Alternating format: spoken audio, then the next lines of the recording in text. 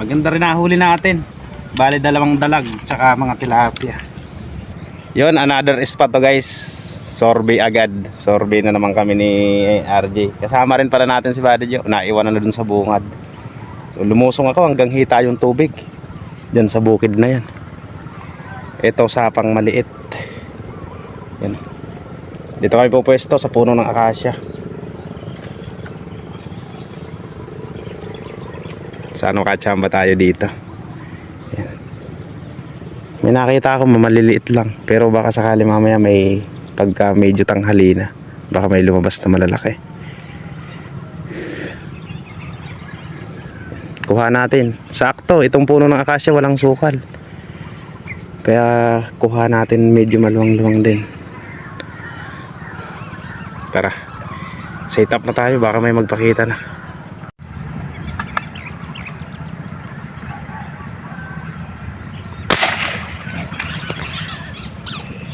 Mukhang huli agad diyan. Yun. Huli agad diyan. Lapad. Lapad agad.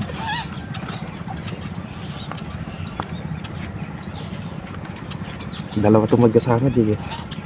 Ay, good size.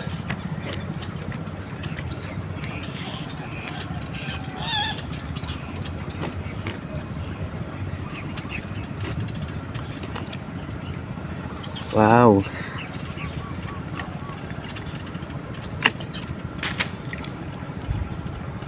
Pwede na.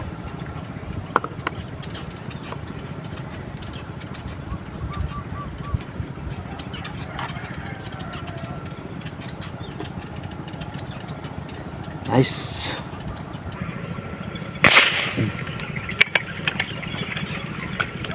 Huli. Huli ulit.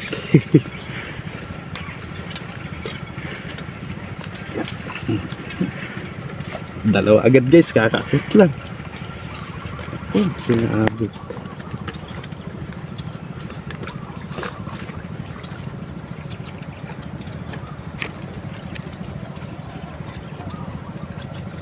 Kakakit lang. Pwede na yan. Importante meron kahit na di ka lalaparan.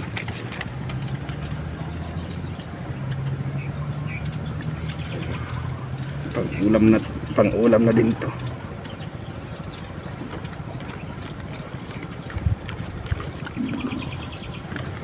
Sabi nga pag malalaki yung isda, malalaki din ang huli. Yan.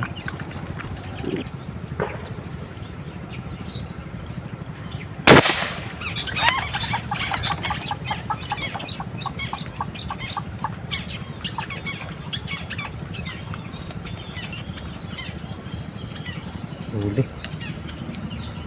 Wala ko hindi.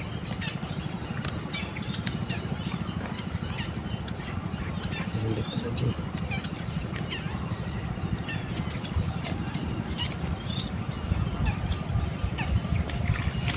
Dapat eh. Pula.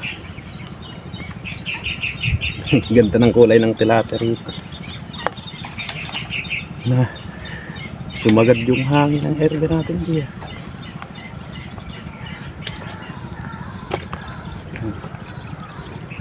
Kulay pink.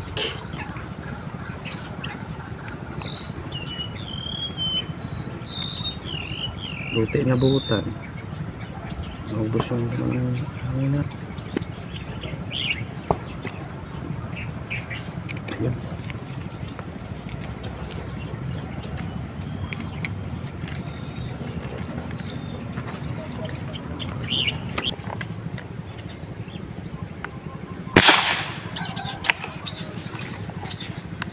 Di hayaji.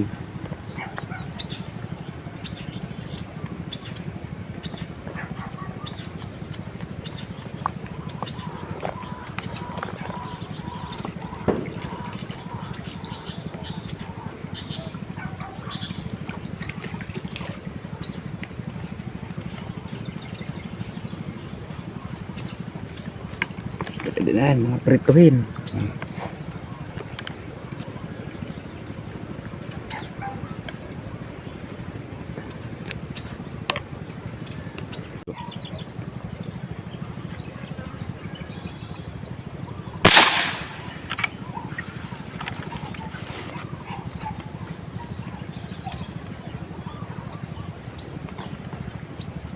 May huli pala. Lalaki hindi. May tumatakbo ka na.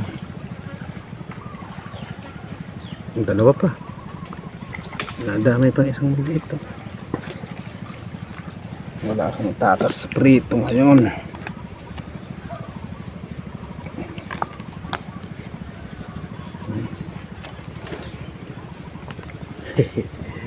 Dalawa pa. Ayos.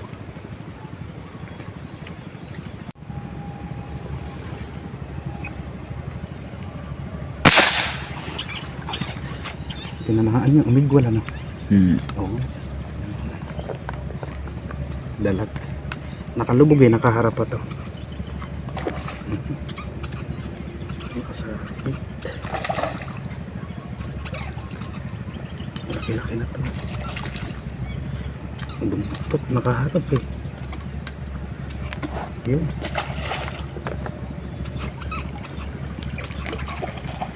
Eh, mabigat-bigat na siya. Nakaharap eh, lubog pa. Ito inabutan. Ay, malaki na pala. Puti, pinatukan ko. Kahit nakaharap eh. Chamba na lang.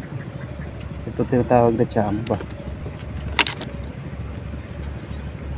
Tinatawag na chamba di. Dahil nakaharap eh. Buti na lang guys, bago humangin nakahuli na tayo. So solve na naman. Okay na. Maganda rin nahuli natin. Bali dalawang dalag tsaka mga tilapia. Ayan.